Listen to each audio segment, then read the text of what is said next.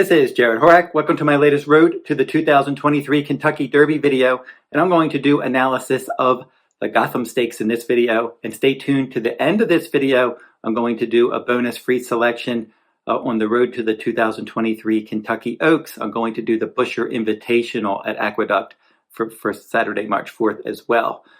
And I got a bunch of Oaks and Derby points races on my YouTube channel this week, so check all of those out. And now I'm going to get into the analysis of this video.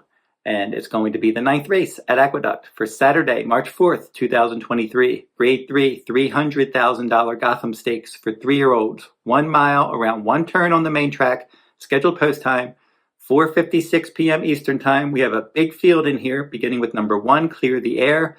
He was 5th of 10 in his dirt sprint debut at Ellis Park last summer. Second time out, he returned January of this year.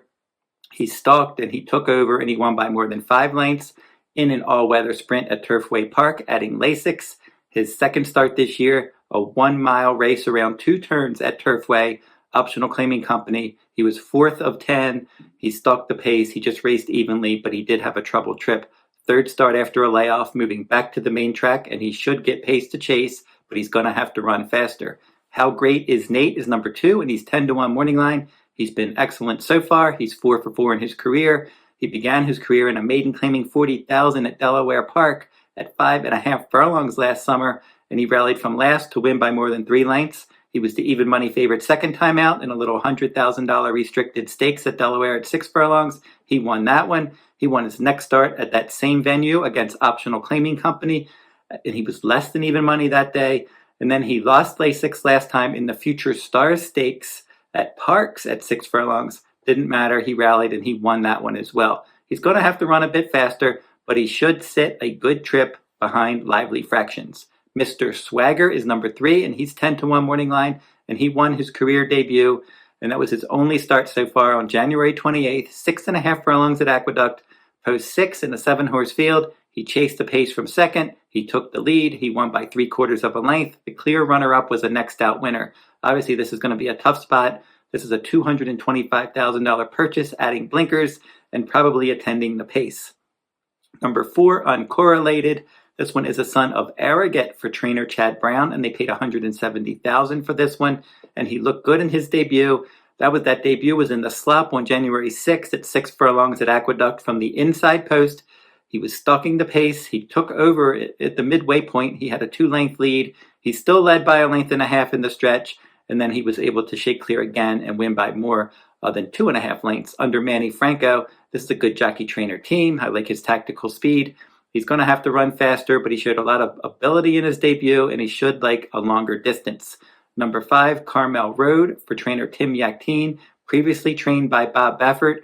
These Bob Baffert runners, if they wanted to be eligible for the Kentucky Derby to earn points, had to be out of his barn by February 28th. And this is one of the horses that did move to the Yakteen barn. Several others did, and they're running in the San Felipe Stakes on March 4th at Santa Anita Park. But this one is going to ship to the East Coast and run in this race. And I like that he was able to prove he could pass horses in his debut. He was the heavy favorite, 5 furlongs at Del Mar.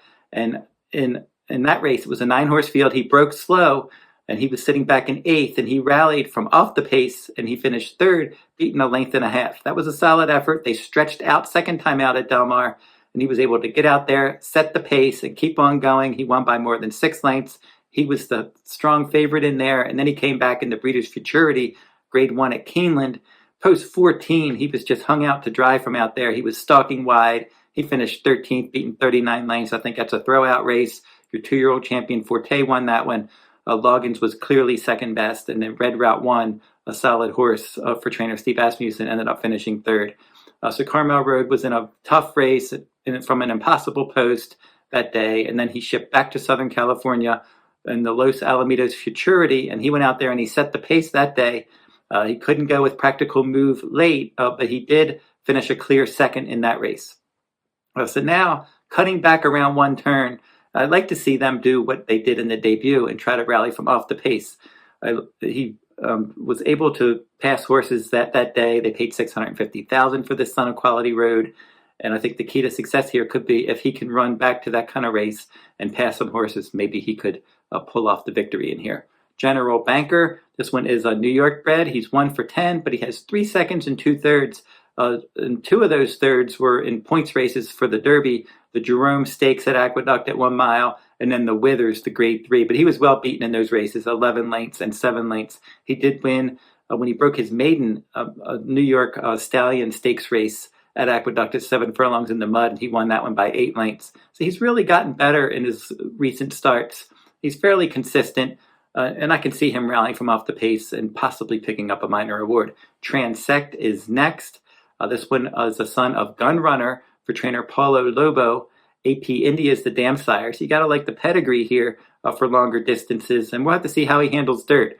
And they paid $300,000 for this one. Joe Talamo will ride in his career debut, 6.5 furlongs at Turfway. He rallied from 7th place, breaking from post 10 to win easily by 2 lengths. Second time out, optional claiming race at Turfway. He went wire to wire. So you got to like the versatility. He was the favorite in both starts with that nice pedigree. He's one that can get involved in the late going. Fort Warren is next. This one is trained by Brittany Russell. This was a Bob Baffert trainee, and now he is eligible to earn Derby points in this race. He wired the field in his career debut as the favorite at Santa Anita Park. That was October of last year. The runner-up was the next out winner. This one came back in the Grade 2 San Vicente. He was third, beaten 10 lengths in a 4-horse field, having a meltdown, and Foston were 1-2, his stablemates at that time. And now this one will probably try to end up stalking the pace like he did last time. He earned a decent speed rating in his debut. His speed rating dipped second time out. They did pay $550,000 for this son of Curlin, and Bernardini is the dam sire, so you got to like the pedigree. He showed nice ability in his debut, and I can see him improving second after a layoff. Clubhouse is next for trainer Todd Pletcher. This son of Speightstown should impact the pace. He's run 7 times, and he's finished in the top 3 in 5 of 7, but he only has 1 win. That win was a 7-furlong race on a good track at Aqueduct on January 14th. And in that $80,000 maiden special weight race, he pressed from second. He won by more than 6 lengths. He was geared down at the end. His first start against winners, the Jimmy Winkfield Stakes, 6 furlongs last time on February 11th. He ended up stalking and finishing second there. And then the top 3 were well clear of the rest, and the winner won pretty easily. So this one, pressing that pace, I don't know if the extra distance really does him any favors. Lugan Knight was your Jerome Stakes winner last time, and he's run well in all 4 starts, 2 wins, a second, and a third. So that 1 mile win in the Jerome, the pace was slow, so it was a slow early, fast late event, and he was able to defeat Arctic Arrogance, and it was 7 lengths back to General Banker for the show. He really did control the pace there, and that was the key to victory. But then his other races, he showed that he could stalk and pounce, and that's probably the kind of trip he's going to need in here. He stole the last one, as I said. The pace will be quick this time, so look for him to be sitting and trying to pounce in the stretch under Dylan Davis. And he was aboard for the first time on this horse last time. Now, Dylan Davis had been riding number 11, a Slip Mahoney, but he jumps over, as I said, to ride Lugan Knight in this race. And Slip Mahoney is a decent sort for trainer Brad Cox. And this son of Arrogant out of an AP Indy mare, they paid $150,000 for him, and he was 4th in his debut, post 9 in a 9-horse field, 6.5 furlongs, broke slow, rallied wide, finished 4th, beaten a little more than 3 lengths. Second time out, a 1-mile race in the mud at Aqueduct on December 17th. He dueled on the lead. He had the lead. He couldn't hold it. He was second by a neck, and that was a productive race. The top 2 both came back to win. Slip Mahoney added Lasix last time, and he was able to outfinish Krupe, a Todd Pletcher trainee, just by a head there. And it was 15 lengths back to the show finisher in that 10-horse field. So he can handle the 1-mile distance. He seems a bit versatile. Don't like that Dylan Davis jumped off, but Trevor McCarthy gets aboard. And with that versatility and the other speed in here in the outer post, look for him to try to end up probably stalking the pace. Ray's Cain is next for trainer Ben Colebrook. And this son of Violence has run 5 times, a win, a second, and a third. His win was in his second career start, where he really improved after finishing a well-beaten 8th in his debut. And second time out at 7 furlongs at Keeneland, he pressed and he opened up. And then he hit the board in back-to-back stakes races, the Bowman Mill at Keeneland, and then the Gun Runner at Fairgrounds. He was 3rd and 2nd in those races. And then the Leonida Stakes at Turfway Park, an all-weather route last time. He was fifth in a 9-horse field. Moving back to dirt, cutting back to one turn in his third start after a layoff. And he's 30-1 morning line, and he's going to be a bit up against it in here. But he'll probably be sitting a decent trip, probably trying to strike from mid-pack. Eyeing Clover is looking at Lucky Colt, and this one is a $55,000 purchase for trainer Brad Cox. And in his career debut, he wired the field at Oak Lawn Park, December 31st. The runner-up and the show finisher were next out winners, and Eyeing Clover was a next out winner when he romped by 9 lengths at the fairgrounds at 6 furlongs, going wire to wire last time, and the runner-up was a next out winner. So he exits a couple of productive races. He's got to face better company. He's got 2 more furlongs, and he meets some quality speed horses in here. Recruiter, number 14, and this one has early pressing speed, and he's 4 for 4 lifetime. Monmouth Park debut at 5 furlongs. He wired the field. He wired the field second time out at Laurel Park in the slop. His third race, he pressed, he took the lead, and he won. And then the Parks Juvenile, he stalked, he pounced, he won that one. So this one was the favorite in all 4 starts. He won't be the favorite this time. He's 12-1 morning line. This is a $125,000 son of Army Mule. Medaglia d'Oro is the dam sire, and he should impact the pace. Tough post, though. We have one also eligible in here. Radio Red, number 15 at 50-1 morning line. He's 1 for 3 lifetime. This is a New York bred. If he gets in, probably up against it. He did earn a decent speed rating last time, though, breaking his maiden against New York bred company at 6 furlongs. But if he got in, he would be really hung out to dry post from the outside post of the wide stalking trip. So I think he's probably up against it in this spot. So going through this race, we need to see probably some of these horses use a different running style, because you have a lot of horses that like to show early pressing speed. And I think if one of them can sit back and make a run, then I'm hoping that horse is going to be Carmel Road, because he's done that before in his career debut. I think maybe he can relax better if they cut him back to 1 turn. Sometimes you'll see that when you have these 2-turn races, the horses like to show that speed around 2 turns, but then when they cut them back to 1 turn, they get a little outrun early, and then they're able to kick it in gear in the stretch. And I hope Carmel Road can do that like he did in his debut. So number 5, Carmel Road, my top choice in the Gotham Stakes. So don't forget to like, subscribe, and comment if you like this content, and that will wrap up my analysis of the Gotham Stakes. But I got a quick bonus race that I'm going to do in here.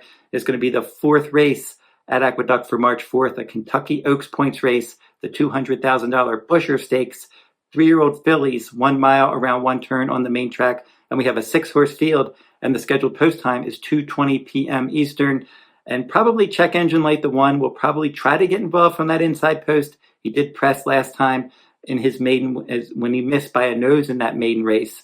So he's still a maiden in here. Capella, number 2 for Brad Cox, went wire to wire in both 2-turn 1-mile races at Turfway Park. He did go faster in his debut. It was a slow, early, fast, late event last time. Ziaerati is number 3. He's 9-5, and he wired the field at 7 furlongs, romping in his debut at Aqueduct on January 15th. La Vita Sofia for trainer Rudy Rodriguez. This one is a daughter of Cross Traffic, and she broke her maiden second time out in the slop at Aqueduct, but she hasn't won since. But she did run better last time, dropping back into an optional claiming race. The problem is in her 2 stakes races, she was 4th by 11 and 5th by 10. Number 5, Shibadhuti. This one, 2 for 2 lifetime for trainer Chad Brown, daughter of Practical Joke, and Candy Rides the Dam Sire, and won the career debut by 6 lengths at Monmouth, then returned at Aqueduct in a 1-mile race and rallied from off the pace to win that one. So went last to first both times. Don't know if she's going to get enough pace help in here. Finally, Asset Purchase is number 6 for Chad Brown, this daughter of Dialed In. She's one that looked really good in the debut at 6.5 furlongs on January 29th. She stalked the pace. She took over in the stretch, and she won by many lengths. She was eased up at the end, and she seems to have a lot of ability. And looking at this race, I'm going to pick Asset Purchase as my top choice. I like that outside post in this 1-mile race. I like her tactical speed. So I think if a couple others go to the lead, she could set a good outside tactical trip while out in the clear. And with that ability she showed in her debut, she doesn't have to run much faster to win a race like this. So Asset Purchase will be my top choice in the Busher Invitational at Aqueduct for Saturday, March 4th. So that'll wrap up this video. Again, don't forget to like, subscribe, and comment if you like this content. I'm going to be back and I'm going to look at a couple races from Turfway Park on the road to the Oaks and Derby in my next video. And until I see you next time, good luck at the races.